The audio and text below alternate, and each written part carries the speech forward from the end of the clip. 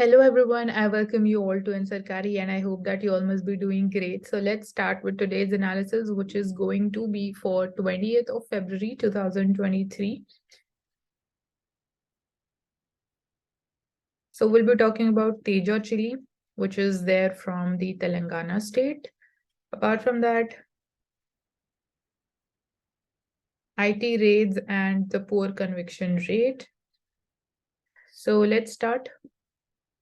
So we are seeing that more and more Indians, they are migrating to Western countries. They take up the residence by investment. So high net worth individuals are making a beeline for such programs in US, Portugal, Australia, Malta, and Greece in search of better opportunities, healthcare, quality of life, and education. So for a higher standard of living, people are more like they are more migrating to developed world, we can say.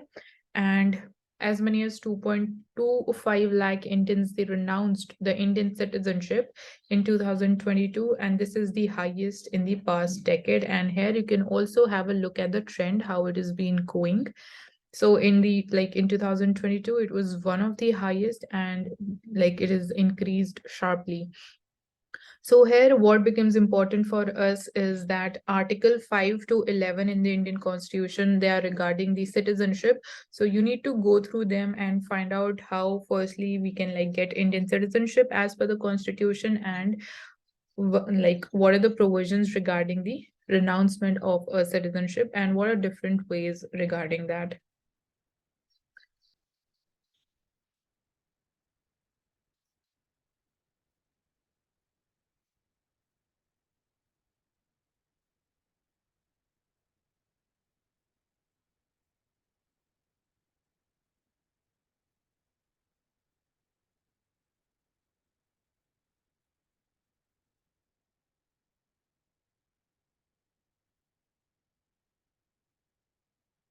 So here you can see an appeal by the people and basically the ex-employees of Tootie who are like demanding back their jobs. Basically, they want this manufacturing plant to open up again. So this is basically a copper factory which was shut down, and they say that 5 years on, we are waiting and hoping for a better future. So these are like their basically demands, we can say. So they saying that it gave us livelihood for 22 years, and five years ago it was shut down, and in the current geopolitical situation and high inflation, India cannot afford to import and shut down the plant. So in the context of copper, you can find out more that what is the entire process when it comes to manufacturing of copper, and apart from that, how much is the like capacity of India when it comes to copper manufacturing and production, and are we really importing any copper, and then which all countries are we importing from? That becomes important.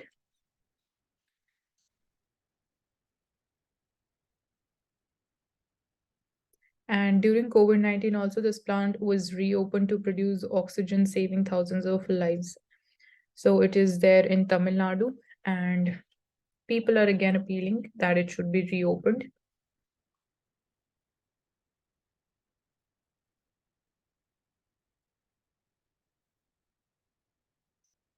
So Odisha, it is focusing on bringing behavioral and social change to end child marriages.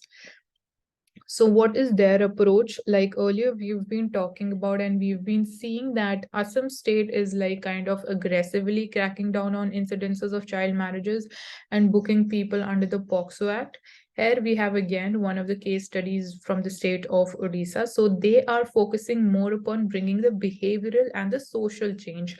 So they are focusing more upon social factors and reforming them. So here again, it is like starting with the state of Assam only. So at the time when Assam is seeing mass arrest for child marriages and attracting criticism for the suddenness of this extreme drive, Odisha has taken a long-term view to bring about social and behavioral change over the past 4 to 5 years.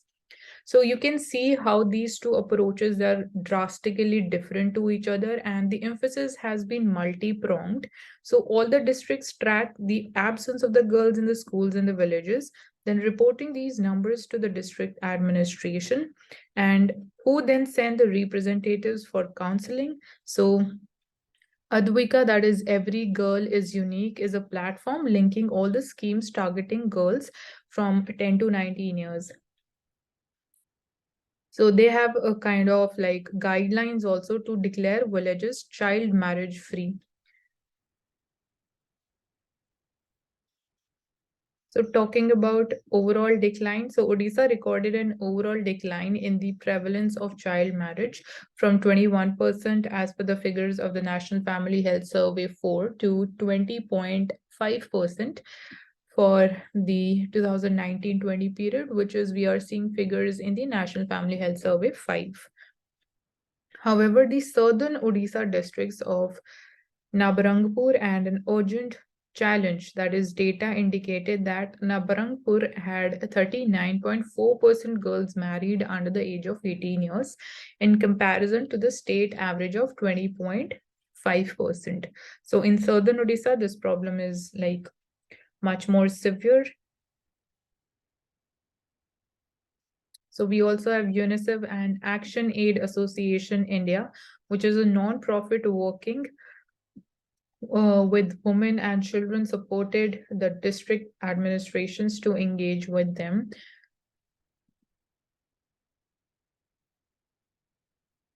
So 39th Statehood Day of Arunachal Pradesh, and our president is there, a part of their celebrations. So it is also known as the land of rising sun.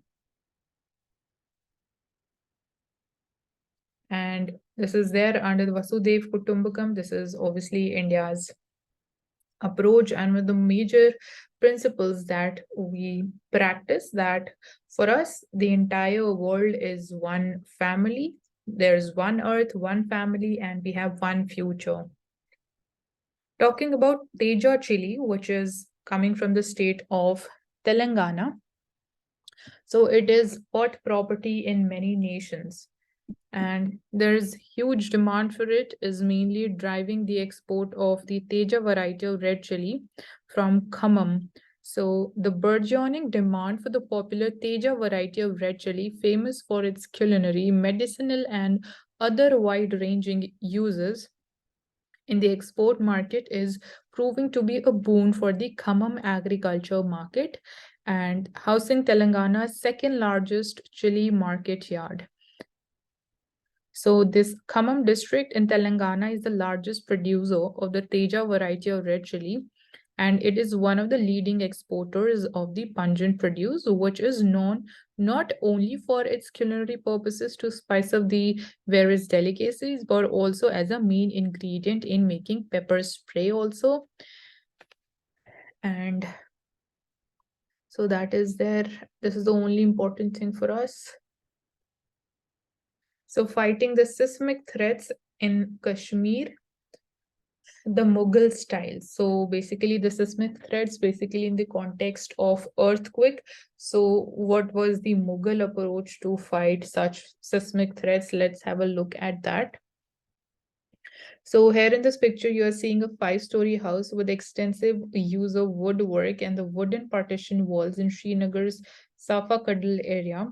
So disturbing images from Turkey that show mountains of rubble piled up on the streets 2 weeks after the devastating earthquake, which we saw there in Turkey and Syria. So that have reminded denizens of Srinagar that the city is on the National Center for Seismology Zone 5, meaning it is at a very high risk for earthquakes. So specifically, northern India is majorly it comes under zone 5 and zone 4. So that is under like very risky zone. So one of the way of savings lives in case of a natural calamity is to reconnect with the older methods of architecture and construction. So here Purosi, which is a Mughal era home architectural element, is one such.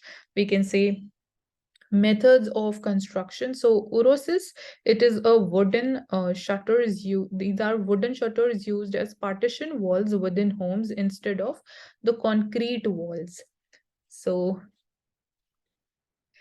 and urosi, it is believed to be a Persian term meaning hidden bride. So the Urosi work includes octagonal and decagonal ornamental pillars too. So Jalli House is a landmark in Srinagar that has this architectural element. So like you can Google and have a look at how it looks.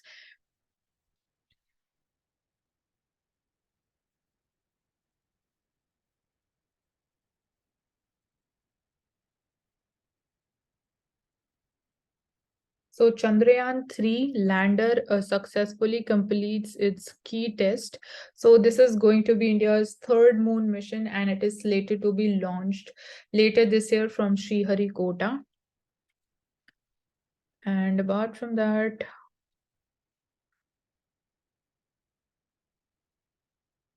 so this test is a major milestone in the realization of these satellites.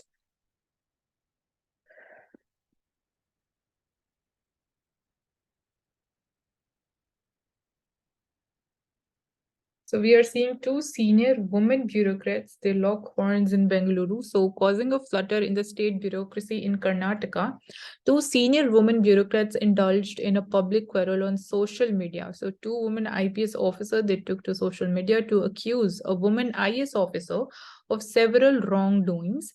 So is this the right way to, accuse another bureaucrat on social media? And she also released the woman IAS officers' personal pictures allegedly shared with a few male officers. So, like, they have directly taken up the whole issue to social media instead of going through the legal route.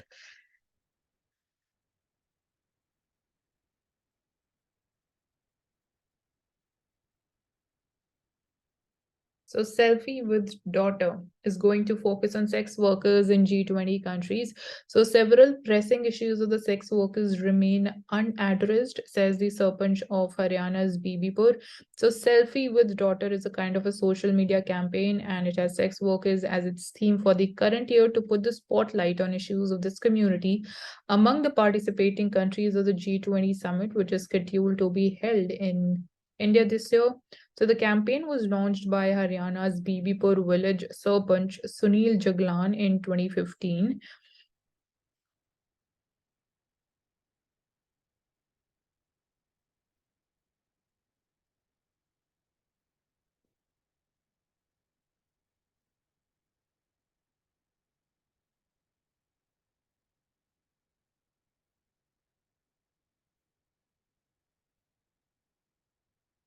So, talking about disqualification of a politician, we have Article 102 of the Constitution, where we have the provisions for disqualification. So, it specifies that a person shall be disqualified for contesting elections and from being a member of parliament under certain conditions. So, these includes holding an office of profit, secondly, being of unsound mind or insolvent, thirdly, not being a citizen of India. So, these are certain conditions which are mentioned under Article 102. So it also authorizes the Parliament to make law determining conditions of disqualifications.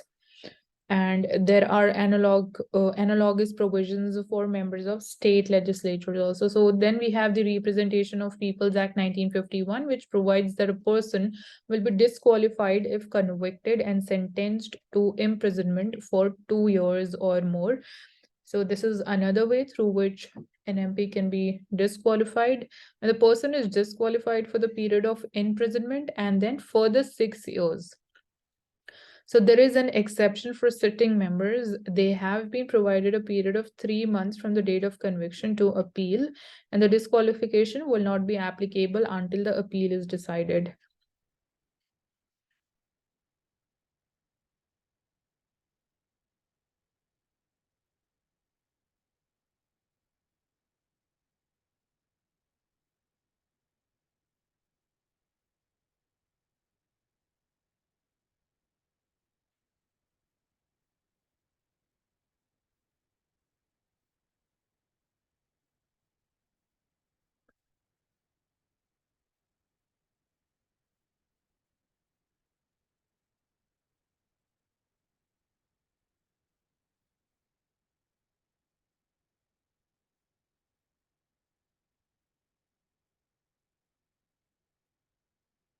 So when we talk about the elections of mayor in Delhi, the Supreme Court has said that the nominated members will not be having the right to vote. So, alderman altercation. So, by barring LG's nominees from voting, the top court it has scuttled mischief in Delhi, and the Supreme Court has rightly shot down the brazen and illegally untenable claim that nominated members of the municipal corporation of Delhi they may be allowed to vote in the election of its mayors. So, BJP sought to bend the rules to allow the 10 aldermen nominated by LG to vote in the election despite the law limiting the process to elected councillors. So that a question concerning a mayoral election should engage national attention is due to the political acrimony between the ruling BJP at the center and the Aam Aadmi Party, which runs the elected regime in the National Capital Territory. So these were different viewpoints of the two political parties. And it is unfortunate that before the court, the LG also took the questionable political stand that the restriction on the right to vote in Article 243R, Clause 2 of the Constitution, and the provision to Section 3 of the Act was limited to regular meetings and not to the first meeting of the Council. So this was again the view held by the LG before the Supreme Court judgment. And obviously, Supreme Court rejected this. So now we'll be having the mayoral elections in Delhi. So last year, Parliament passed a law to merge the three corporations in Delhi into single entity. And this was a decision criticized for reversing the trend of having compact local bodies for better delivery of the civic services. So the three entities were merged into one, and Delhi's lack of statehood is a source of conflict between the center and the elected regime in the capital territory. So this is another issue between the state government of, I would not say state, the union territory government of Delhi and the central government. So the core message from the Constitution Bench judgment of 2018 that elected bodies should not be undermined by unelected administrators is yet to hit home.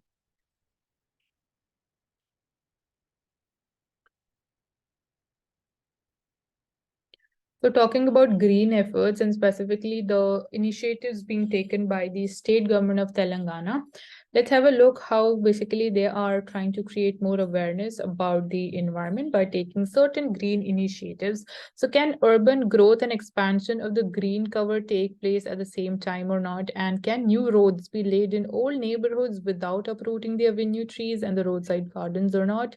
So plenty of examples they can be cited from the country to argue that this is improbable. However, in Telangana government, it claims that it is not, because over the past years, Hyderabad, which has emerged as a powerhouse of infrastructure growth in Telangana, it has won multiple awards for being a green city with an improving forest cover. And speaking on the floor of the assembly last Monday while presenting the annual budget, the finance minister there of the Telangana state government listed these awards and the achievements of the state. So the state government has provided impressive numbers of the tree plantations to show the state of the forest, and an afforestation program called the Telangana Ku Harita Haram, which is the green garland of Telangana, is the key green initiative of the Telangana government. And the program has covered a vast area of land with trees and plants. So you can see that basically they are perfect example for sustainable development, that you're promoting more tree plantation along with development of the infrastructure. So these things can go ahead in a synergetic and sustainable manner. And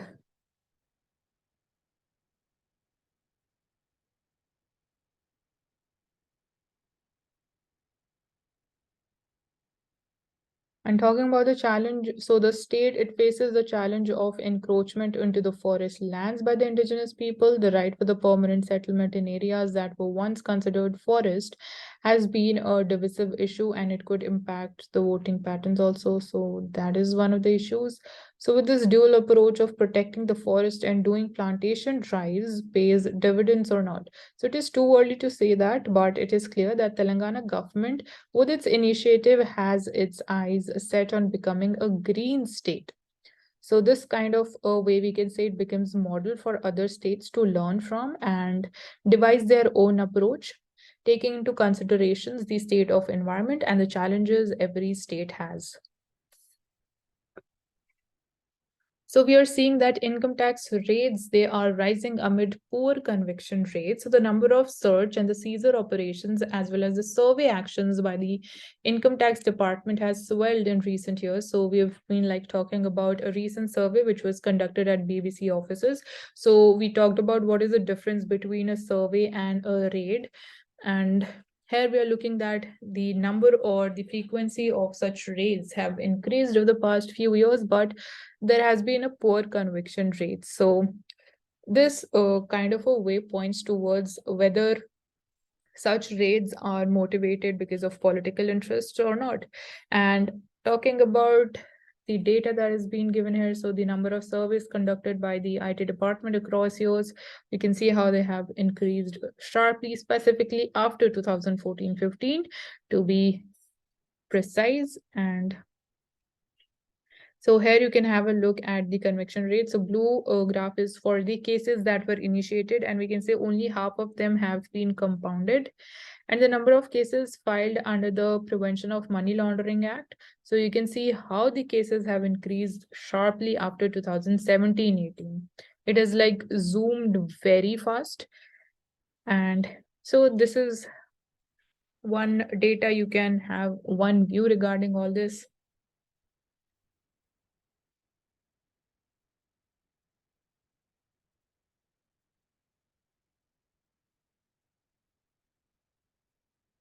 So the Supreme Court on the sealed cover jurisprudence, and this is under the backdrop of how the Adani group of companies issue would be investigated. So government said that we will be providing you with the information, the Supreme Court with the information in a sealed cover, but Supreme Court said that this entire process needs to be transparent and not in a sealed or in any secretive manner. So the routine handing over of the sealed covers in court by the state, the contents of which are unknown to other parties, often fighting for life, freedom, and the personal liberty, is eroding the public confidence in the open court principle of justice administration. So the Chief Justice of India's firm refusal of the suggestions offered by the government in a sealed cover on the formation of a proposed committee to inquire into the Hindenburg report in the Adani Group signals the Supreme Court's awareness of how sealed cover jurisprudence has begun to threaten the credibility of the judicial institution. So obviously this would kind of a way erode people's confidence into the Indian judiciary, and sealed cover documents have been received in cases such as the Rafale jets purchase deal, and then we have the Assam National Register of Citizens case, in the Ayodhya title dispute, then in the Gujarat police fake encounter case, in Narendra Modi biopic release case. So there are several examples when we talk about the past incidences related to the sealed cover documents and the information being provided by the government to the court. And the court has said that the burden would lie on the government to prove that even sharing the redacted copies of the records would prove detrimental to the national security and public order. So it is the responsibility of the government to prove this thing. And so, even when we talk about the Pegasus case judgment, it saw the court underscoring that the Union of India must necessarily plead and prove the facts, which indicate that the information sought must be kept secret, as their divulgence would affect the national security concerns. So, this thing first needs to be it needs to be proved by the government that if this information becomes public, that it would be a threat for our national security or not, and also for the public order. And the state cannot get a free pass every single time for under this garb and under this reason of that it would be detrimental to the national security and going ahead in this manner every single time. So national security cannot be the bugbear that the judiciary shies away from. So talking about the sickle cell anemia and how India is addressing this problem. So, what is the finance minister announced with respect to eliminating this disease? And is the genetic blood disorder more common in the tribal communities or not? And is there a cure for it? So, firstly, one important thing that you must catch from these sentences is that this is a genetic blood disorder disease. So, It is found mentioned in this budget, and finance minister said that the government will work in mission mode to eliminate the condition by 2047. So this is also the year when India would be completing 100 years of independence. So we have a target of completely eliminating sickle cell anemia by 2047. And India is the second worst affected country in terms of predicted births with sickle cell anemia, that is, chances of being born with this condition. And we are the second most affected country globally. So firstly, we'll be looking into what do we actually mean by, or what are the conditions of this disease if you have sickle cell anemia. So hemoglobin, which is tasked with carrying oxygen to all parts of the body, it has 4 protein subunits, so 2 alpha and 2 beta. So in some people, mutations in this gene that creates the beta subunits impacts the shape of the blood cell, and it distorts it to look like a sickle. So in a way, the shape somehow gets mutated and it looks like that it is kind of a sickle, and a round red blood cell can move easily through the blood vessels because of its shape. But when it comes to the sickle red blood cells, they end up slowing and even blocking the blood flow. So this is the main problem which is caused by this shape of a red blood cell. And the round red blood cells, which is the common shape, which is the normal shape, that can move easily through the blood, and it does not cause any kind of obstruction in the flow of blood to different organs of our body. So moreover, sickle cell, they die early, resulting in a shortage of the red blood cells that deprive the body of the oxygen also. So this is the second problem or the second challenge because of this disease, that they have a short life and they die early, which results in shortage of the red blood cells inside the body, and that deprives us of oxygen. So these obstructions and the shortages, it may cause chronic anemia, pain, fatigue, acute chest syndrome, stroke, and a host of other serious health complications inside our body. So without treatment, the quality of life is compromised, and severe cases can become even fatal in the initial years of life also. So this is kind of a very fatal disease if left untreated. So can it be treated or not? So sickle cell anemia is a genetic disorder, making complete elimination a challenge. So it cannot be like completely eliminated, but yes, we can say that the impact or intensity of it can be reduced with the help of treatment. And elimination is a challenge that requires major scientific breakthrough, and the only cure comes in the form of gene therapy and the stem cell transplants. So both of these treatments, they are costly and expensive, and it is still in the developmental stages. So next option is blood transfusion, wherein the red blood cells, they are removed from the donated blood and they're given to the patient, and is also a trusted treatment in the absence of permanent cures. So again, blood transfusion is the another alternative, but the challenges include a scarcity of blood donors, fears around safe supply of blood, and then also risk of infection because of blood transfusion. So talking about what steps and what initiatives India has taken so far in regard to tackling with this problem. So the Indian Council of Medical Research, the National Rural Health Mission, in different states, they are undertaking outreach programs for better management and control of this disease. And Ministry of Tribal Affairs, it has also launched a portal wherein people can register themselves if they can, if they have this disease or the traits of it. And in the budget also, the Union Health Minister said that the government plans to distribute special cards across the tribal areas to people below the age of 40. So these cards, they will be divided into different categories based on the screening results, and the mission will receive funding under the National Health Mission. So the card system will help you to know the status of the patient, but at the same time, my biggest worry is if it will stigmatize the individual or not. So this is another social problem that is related to this disease, that is regarding stigmatization and the fear that what people would be thinking about me. So these are certain steps that have been taken by the government of India. So measuring the electron's magnetic moment with extreme accuracy. So this is the topic which becomes important from science. So in a new study, the physicists, they have reported measuring the electron's magnetic moment to a value which is 2.2 times more accurate than the previous best.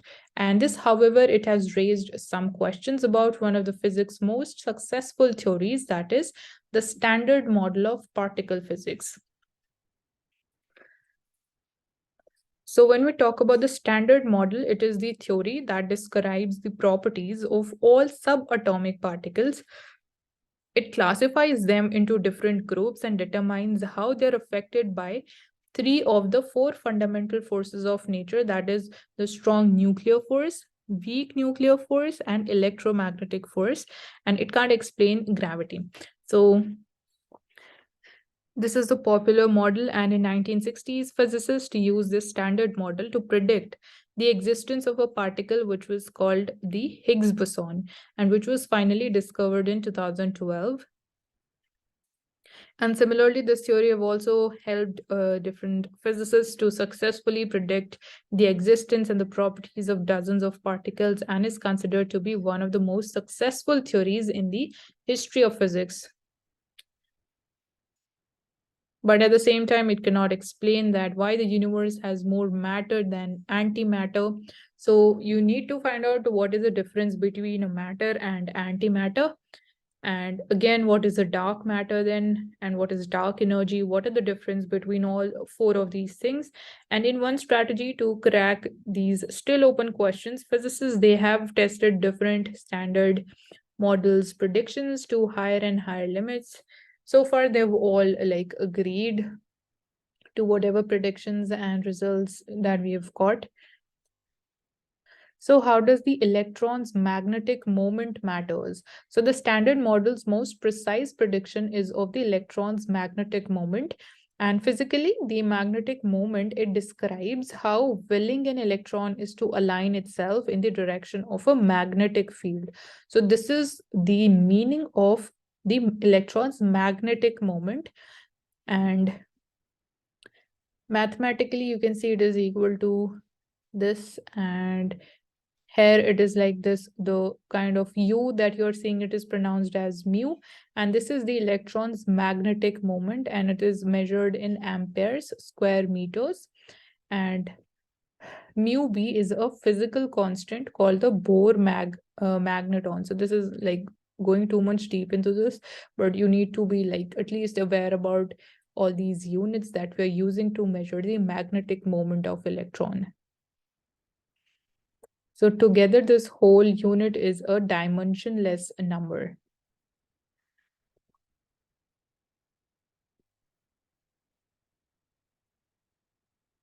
And Indian Navy plans for another Vikrant-sized carrier before Vikramaditya retires.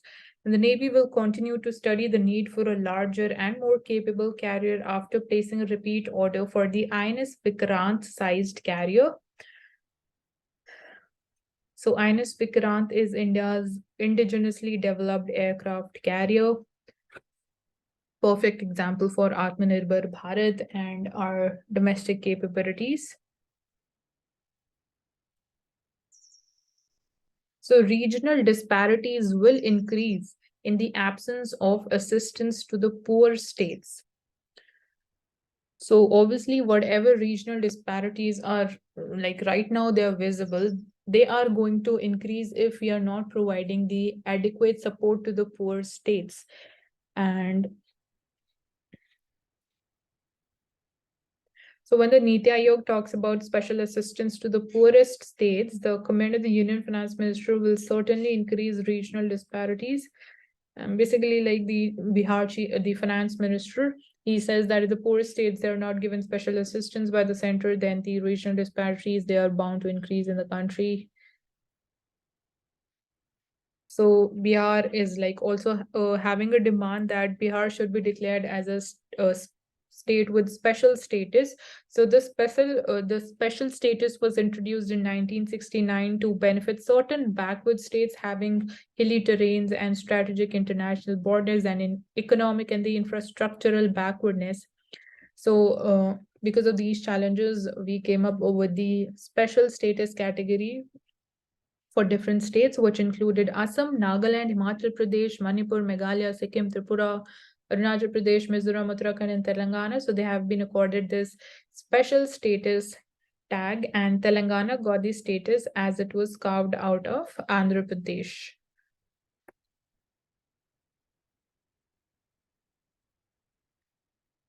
So Christians people, they are being targeted and they are demanding a national level panel to redress this problem of targeted violence against them.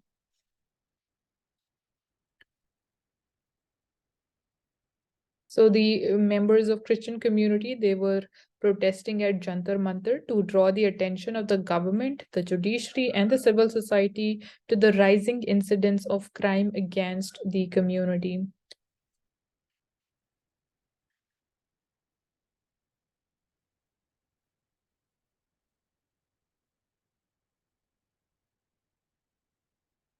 Sure, Union of Home Minister says that the temples which were destroyed by the Mughals, the foreign invaders, they were rebuilt by Shivaji. So he hails the Maratha king while opening Shiv Shruti, a theme park based on the former ruler's life. So he says that Shivaji Maharaja was not just a name but an ideology in itself. And his inspiring life story has taught generations to practice one's language and religion with pride and to be prepared to lay down one's life while discharging the moral duties and for the fight of Swaraj, that is, self rule.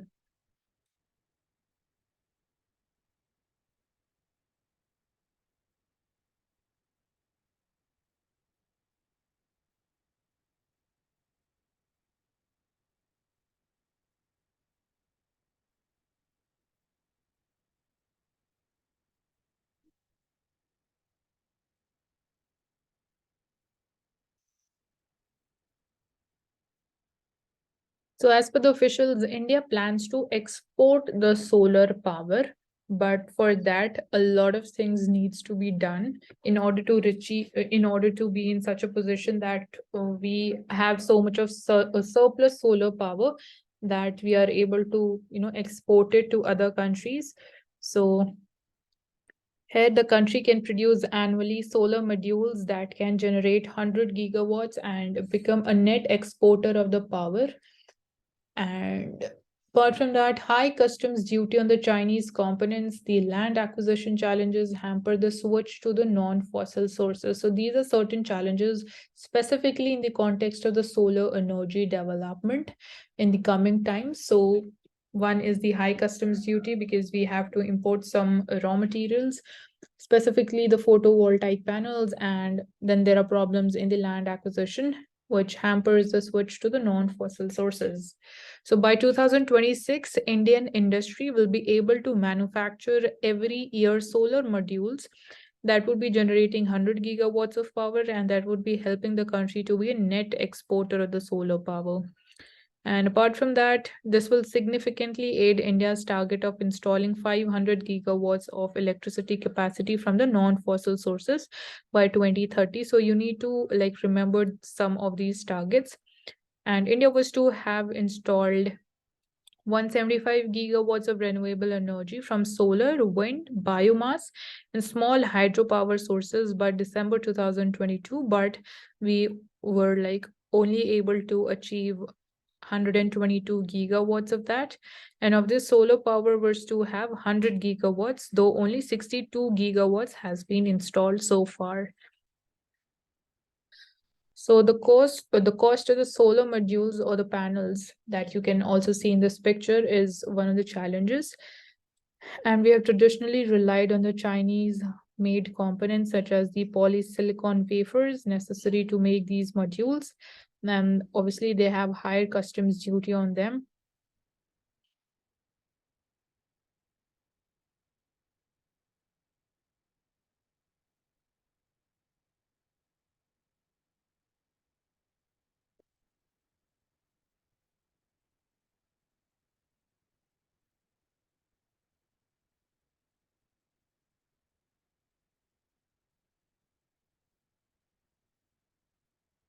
So, with a view to enhancing the security of the railway stations, the Indian Railways is looking at installing the facial recognition systems at 200 stations.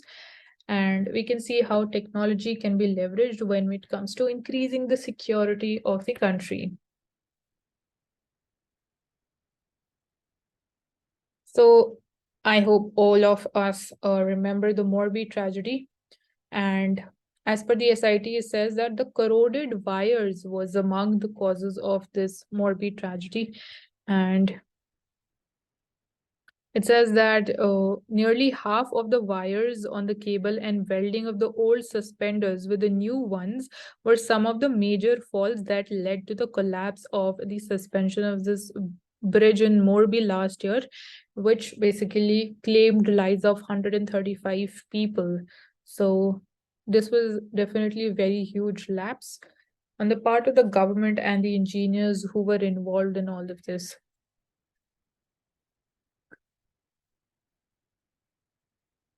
So this was a British era suspension bridge on the Machu River, and the Ajanta Manufacturing Limited, Overa Group, was responsible for the operations and the maintenance of this bridge.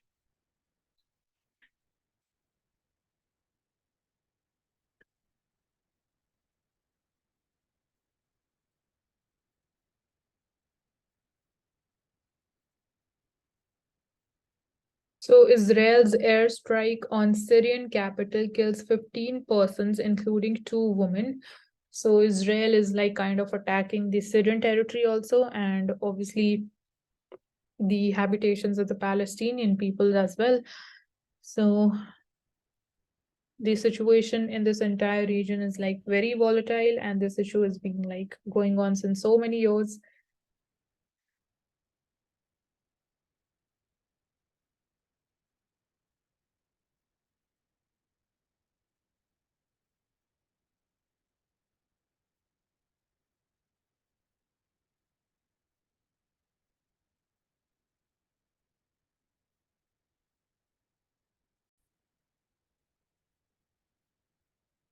So moving to the Financial Express. So Prime Minister says that focus should be on grievance redressal. So breaking the silos, increasing teamwork, rise above hierarchies, and redress grievances with a human touch. An effective grievance redressal system is the true strength of a democracy.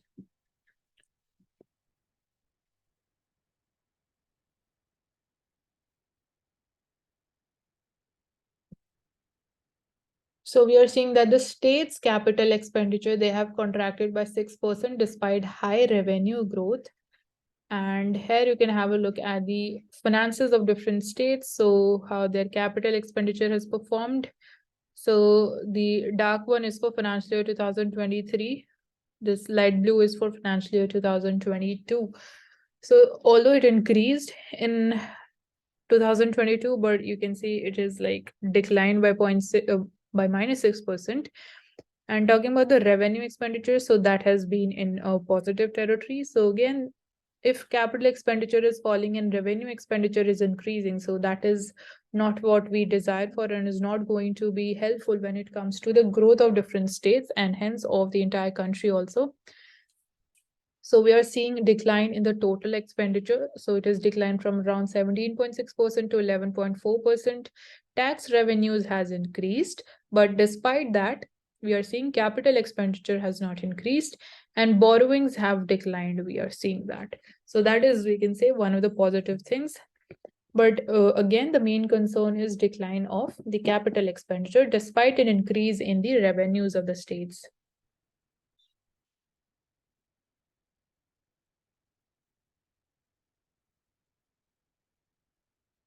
So talking about the GST tribunal, so main bench is going to decide on the interstate supplies. So the principal bench would be located in New Delhi. The state benches or the boards would hear the matters relating to interstate GST issues, such as on the rate of the taxes. And the principal bench of the proposed appellate tribunal for GST would decide on cases relating to the interstate supply and the place of supply. So right now we are having huge pendency of cases. So In the recent GST Council meeting, it was decided to formulate the GST appellate tribunals.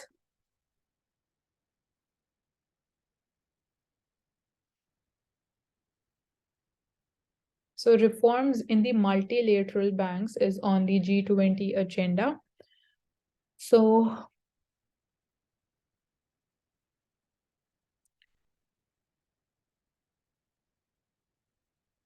the sessions, they will also be covering issues related to the global economy, to global health, and international taxation. So you need to think about what can be issues in three different areas regarding. So what are the issues in the global economy, issues in global health, and issues in international taxation?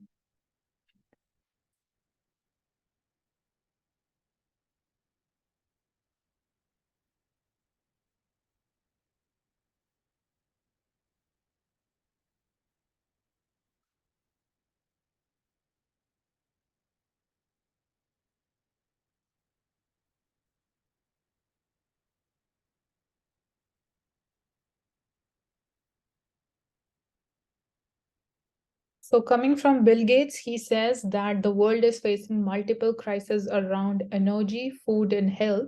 These threats are interconnected and they require a joint response, prioritizing global cooperation and innovation. So, obviously, we are like need to work like a team together against these common challenges and the problems that the world is facing.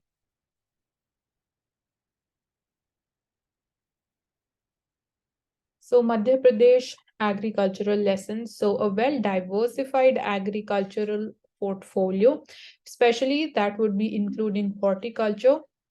It can boost agricultural GDP to drive the inclusive and the sustainable growth of the state and even of when we talk about the whole country. So, it is applicable there as well.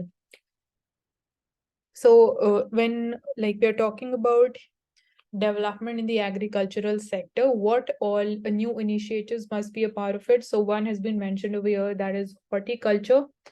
Apart from that, the zero budget based farming or the natural farming, promoting the manures that we have, reducing the usage of the fertilizers, or we can say optimizing their usage and rationalizing the usage of the fertilizers.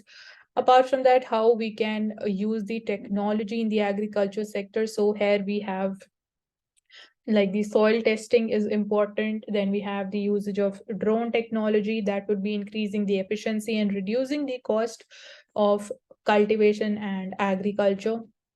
And we definitely require certain measures when it comes to the marketing sector, the agricultural markets.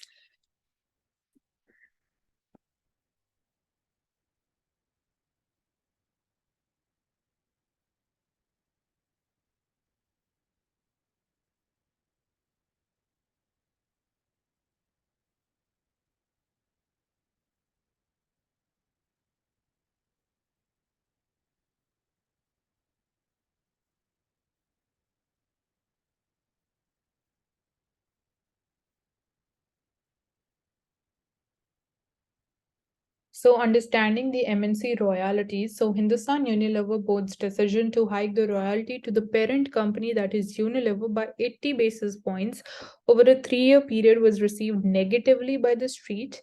And HUL, it has since indicated that it could lower the rate at the next review. So, royalty payments by subsidiaries to the parent MNCs have often like stalked debates. It has been a topic of debate, and so we'll understand what actually is a royalty. So royalty is a contractual payment which is made by one party, and in this case, it is the subsidiary company which makes the payment of this royalty, the amount to the parent MNC. And for use, that is going to be for the use of the latest, that is the parent company's intangible assets, including the intellectual property, such as the patents and the copyrights of the franchisee model agreements, brand, and in case of trademarks. So the term the royalty, they are laid out in the licensing agreement and with the rate specifically decided on the basis of how exclusive the rights conferred under this agreement are. So it is typically set as a percentage of the gross or the net revenue of the subsidiary, that basically as a percentage of it is decided, that has to be made to the parent company as a royalty to that. So the issue here is like HUL, that is Hindustan Unilever Limited, is it wants to increase the royalty payments by point like 0.8 percentage. So that has been the issue, and investors, they didn't take this too kindly to this decision, and given the implications for the earnings per share, so that would be, the earnings per share would be impacted because of increase in the royalty percentage that has been like kind of a way declared by HUL, and the fact that the parent, through its stake in the emerging market subsidiary, it was already getting impressive dividends from these subsidiaries, and despite that, the parent company wants a higher amount in the form of the royalty payments. So royalty payments, they are an old debate in India, and the country has been debating a cap on such payouts for years now, particularly since these payments, they spiked after 2010 when the foreign investment rules were liberalized and the caps on these were removed. So in many cases, regulators and the investors, they feel that Indian subsidiaries, they are paying large royalties for technology that is quite old, or even when there is brand value in their own right is high, or they are contributing significantly to the brand value of the parent company. So experts also say that those subsidiaries' growth in the Indian market is propping a significant chunk of the parent company's financial health and the operations globally. So this is the whole issue. And subsidiaries, on the other hand, say that the royalty must be seen as more than a cash transfer to the parent, as the payment is for the operational support and borrowing of science and technology. So Unilever, for instance, it invests up to 1.6% of its turnover in research and development. So subsidiaries, they say that it is more than a cash transfer to the parent company. So this is the whole issue regarding royalties in India.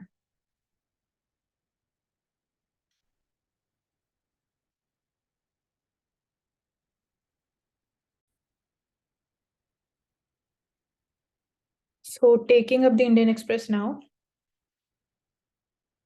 So government is considering the phased withdrawal of army from the Kashmir Valley's hinterland, and army presence sits oddly with the normalcy claims as per the officials.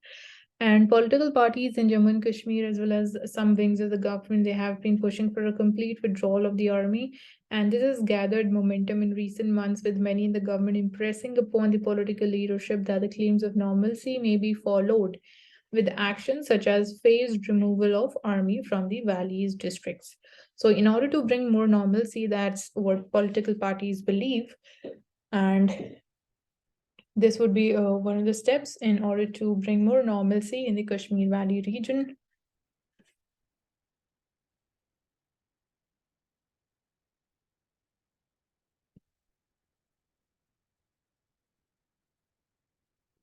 After the pandemic, we see payments through credit cards outstrip the debit card use.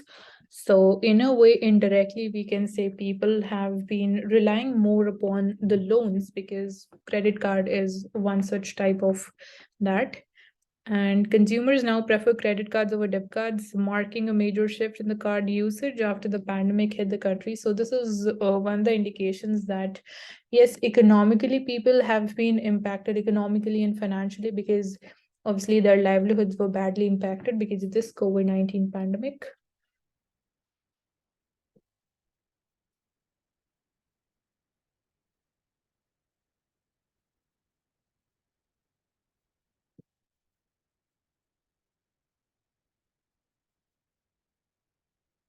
Now, coming to the editorial page. So, so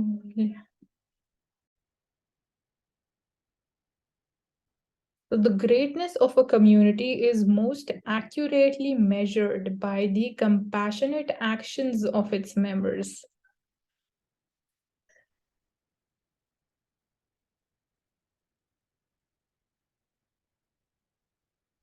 So trade data underlines slowing economic momentum across the domestic and the global economy, and policies must seek to boost the exports. So previously we have discussed that one of the ways of boosting the exports can be integrating specifically with the South Asian and the Southeast Asian economies. So we can have one such scenario and one market specifically with the South Asian countries. So that can be one of the opportunities when it comes to boosting the exports, because globally, in specifically the Western world, we are seeing that the export demand has been slowing down, and right now we are also seeing that the demand for imports is also being slowing down. So that is in a way narrowing down our current account deficit. So that is one of the helpful things. But again, on the other side, the concern is declining exports. So that is going to have a major impact on the livelihoods of the exporters and their income, and obviously would be leading to reduced consumption demand on that front.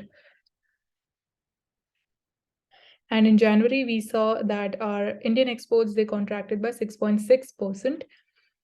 So worryingly, the core exports, they have fallen the 4 of the last 5 months as per the reports, and signaling the sharp slowdown in the global demand as central banks across the world, they have tightened the monetary policy to tackle inflation.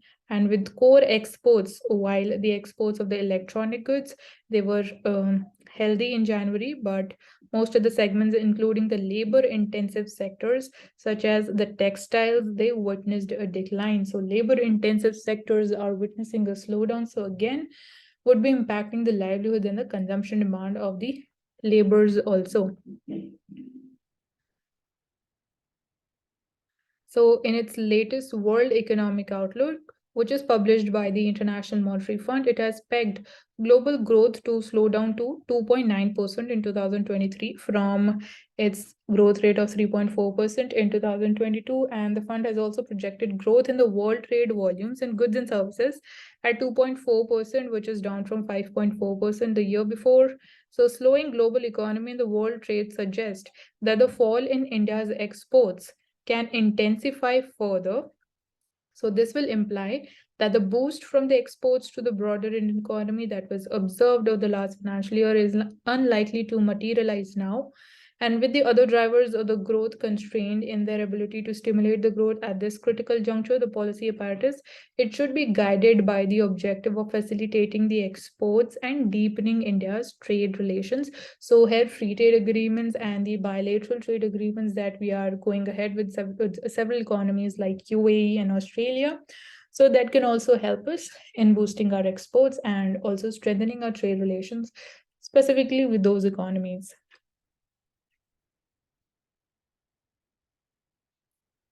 So talking about organ donation and organ transplant, so changes in the organ transplant rules, they are welcome, and more needs to be done to help the large number of patients with failing organs. So we are seeing that more such patients are rising with failing organs. So the changes to the organ transplant rules announced by the Union Health Ministry last week, they are small, but they are significant steps towards giving a new lease of life to many people with failing organs. So one of those reforms was like completely doing away with the age limit, and it was like earlier there was an age limit of 65 years. So people above 65, they couldn't go ahead with the organ transplantations. So this age limit has been removed, and now every single person who is in a need of an organ transplantation would be getting that. So senior citizens in this age group, they can now register to receive the donations from live donors, and they can also like survive for a longer time period. And the health ministry has rightly directed the states to stop charging high fees also. So we see that in states like Maharashtra, Kerala, Gujarat, Telangana, they charge between rupees 5,000 and rupees 10,000 to register the patients who need an organ replacement. So only for registering, you will be charging, like the states were charging so much to, in order to get yourself registered as a patient to get an organ replacement. And this fee has been completely done away with, or specifically this high fees. So India conducts the third highest number of transplants in the world every year, yet barely 4% of the patients who require a liver, heart, or kidney transplant, they manage to get one. And the percentage are very likely to go up once the changes in the rules announced last week, they take effect, because now every single person who is in a need of an organ transplantation can we get registered? So the country's organ transfer law recognizes the donations by the patient's close relatives, and who can be those close relatives are the parents, spouses, and siblings. So in case a near relative is medically incompatible with the recipient, the pair is permitted a swap transplant with another related unmatched pair. But by all accounts, a majority of the organ donations in the country, they are not by the close kin of the patients. So such donors, they have to convince a screening committee of their altruistic motives, and regular scams. They have shone the light on a black market that lures the desperately poor to sell their organs. So we kind of also have a black market in organ donations, where specifically the poor people are going ahead and donating their kidneys because they want certain kind of financial aid and some money. So even that needs to be focused more by the government when it comes to black market in this area. But the country's growing burden of the lifestyle diseases means that such tasks, they cannot be put off for long, and increasing the pool of the organs will require regulatory creativity without compromising on the ethical imperatives. So even here, ethics is also involved, and including those related to showing sensitivity to the concerns of a prospective donor's relatives. So for that reason, the uh, opt-out system, it assumes all citizens to be donors unless they opt out, and adopted in some Western countries also, that may not be apt for a country such as India, so where awareness of the organ donation is also low.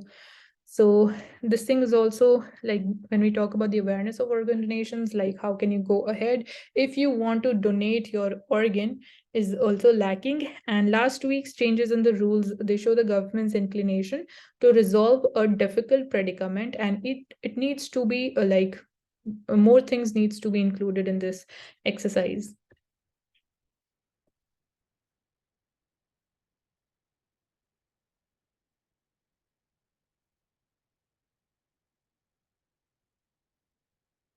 We have already taken up this article in the Hindu.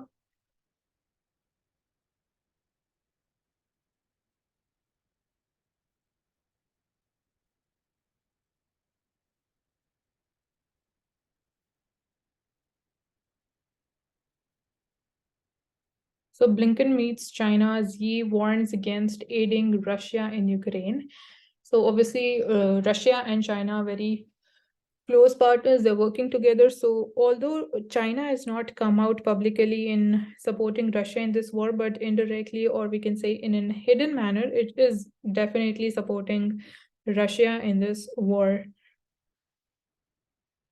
And we see that here, the same thing has been written, that Russia has refrained from condemning Russia's war in Ukraine, or even calling it an invasion, urging the West, which has for long been warning that Russian victory would color the Beijing's actions towards Taiwan also. So if Russia basically emerges victorious in this war, so it could in a way bolster and strengthen, and it could raise China's confidence when it has its confidence over attacking Taiwan also. So that could be another crisis in the Indo-Pacific region if China appears victorious and it emerges victorious in this war.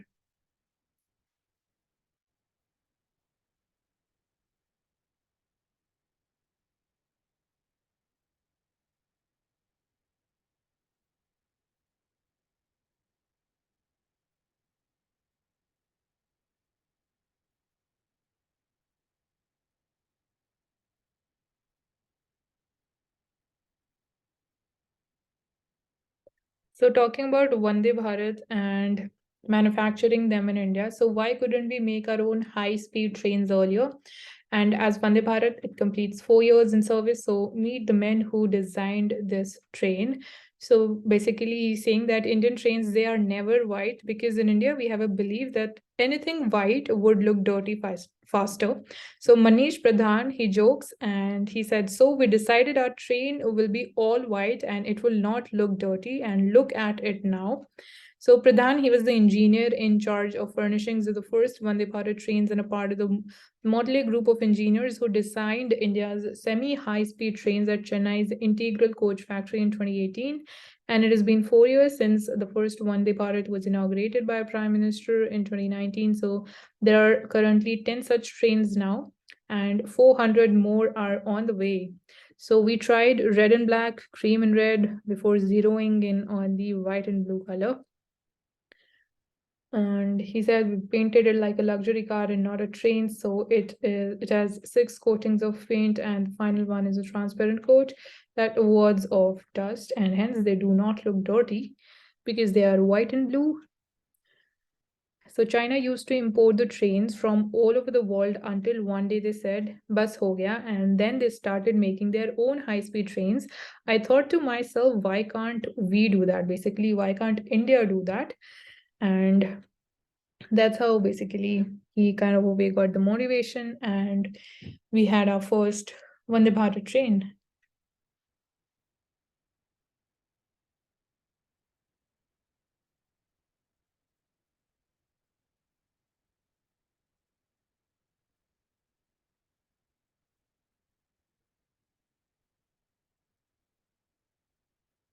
So again, talking about inflation, we have talked about this a lot. So it is again talking about the sticky core inflation that we have. And before January, we were seeing that inflation was moderating, but again in January, we saw a spike in inflation. So this article is basically talking about what are the causes and what are the consequences of such high inflation. So India's retail inflation, it rose to a 3-month high of 6.52% in January. And this means that the general price level in January, it was 6.5% higher than the price level in January 2022. So here the figures are for like they are on year-on-year basis.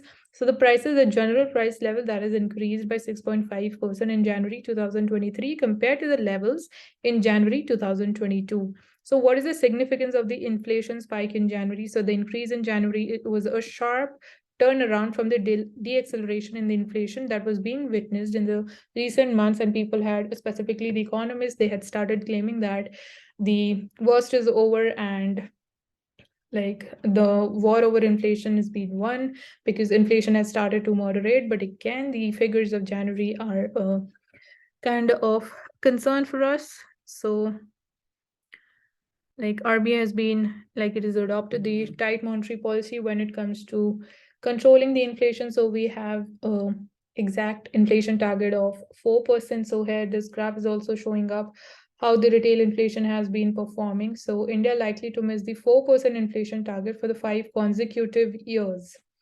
So we are off this target since 5 consecutive years, and had the figures has also been provided that since 2019-20 it was like it has been just increasing, and it was at 4.8%, then it increased further to 6.2%, declined to 5.5%, then further increased to 6.9%, and now it is at 5.1% as of 2023-24. That is basically for the month of January only. And so what is like what caused this spike in inflation? So there are two main reasons behind the spike.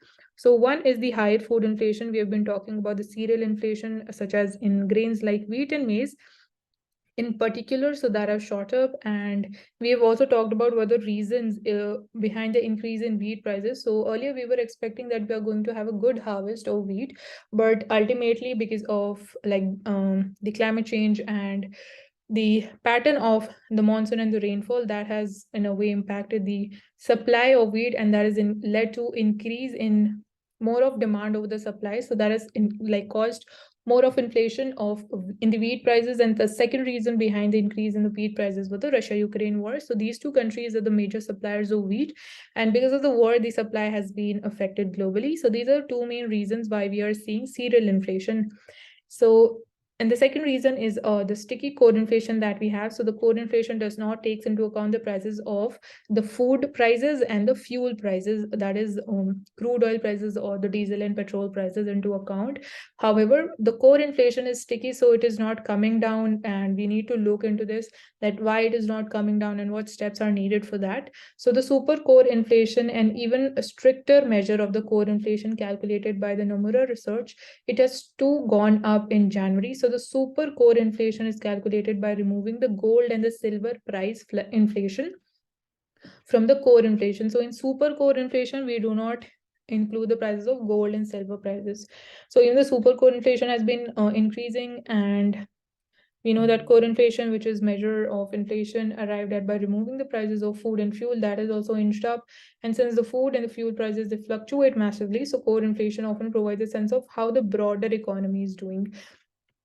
So you need to be clear with all these things whenever you are asked with questions in relation to this. So why is India's inflation turning out to be sticky? So inflation is taking longer than expected to fall, essentially because higher food and fuel prices, they have speeded into the broader economy and they have made other things costlier.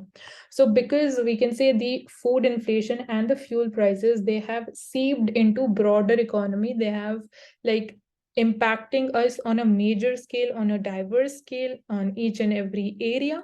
So because of that, we are seeing that inflation is sticky, and when we'll be like witnessing food and fuel prices cooling down, then we can expect that core inflation might come down. So this was all about inflation.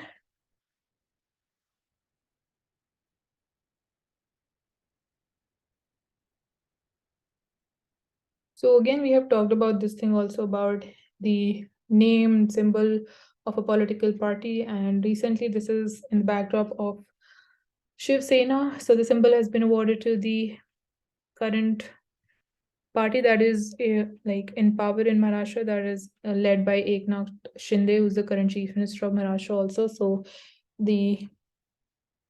how Election Commission reached its decision in this Shiv Sena dispute. And we see almost 7 months after the Maharashtra Chief Minister Eknath Shinde, he petitioned the Election Commission to recognize his faction, the Shiv Sena, as a real Shiv Sena. The Election Commission, it ruled in favor of Eknath Shinde faction, and so the symbol is a bow and arrow, and name of the political party is Shiv Sena.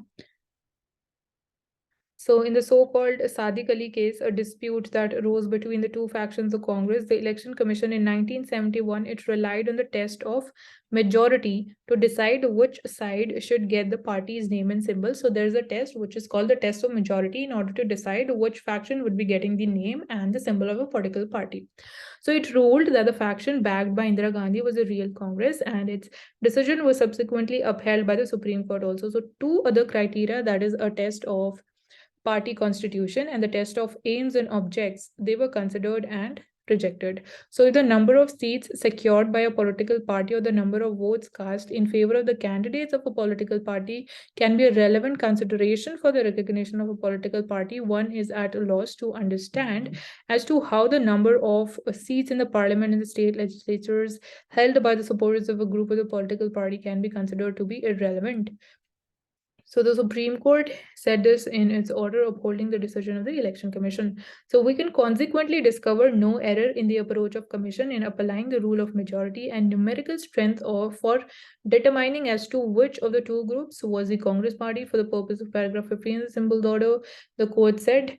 And so that's how basically these are the tests, three different tests that are conducted and which are done in order to arrive at the final decision. So talking about the inner party democracy and election commission, it observed in its order that the absence of internal democracy in parties was the cause of many of the disputes that landed at its doors. So when we talk about democracy, so it is also very important that the political parties, they need to follow the internal party democracy principles also, because if political parties would be democratic in their functioning, only then they can ensure that they are governing the country in a democratic manner as per the Constitution of India. So the Election Commission said that the requirement under the Representation of People Act for the parties to have a written constitution and to submit an undertaking that the constitution is democratic, it is meant to promote the internal democracy within the political parties. So the importance of a democratic organizational structure is felt when there is a dispute, and basically that's how it becomes important. So bankers, they remain optimistic on loan demand across sectors. So we are seeing credit demand increasing across the economy. So that is one of the positive factors which would be aiding the economic growth of India in coming times. And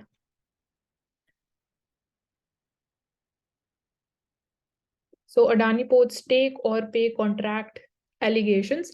What has Indian Oil said in its response? So, intensifying its attack against the Modi government over the Adani Group controversy, Congress alleged that 17 basically it alleged that the state-owned Indian Oil Corporation, it was being made to import LPG from Adani Ports and SEZ's Gangavaram port under an unfavorable take or pay contract. So, hum Adani ke hain kaun against Modi government. So, this is a slogan being raised by the Congress party. And again, this whole issue has been taken by the Supreme Court. So, let's see how things would be unfolding ahead in this issue, because it is obviously became a kind of a global issue also, and obviously it is a national issue in the current times. So that is one of the things. So foreign portfolio investors focus back on Indian markets, and they have invested rupees 7,600 crores in the current week which passed by. So again, we are seeing the foreign portfolio investors coming back to the Indian markets, and they have been investing.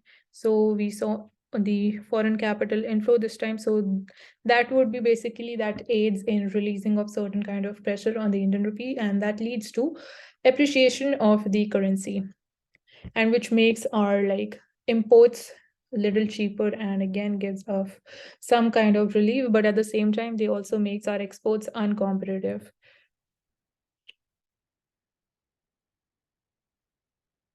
So we've been talking about the ESG focused firms.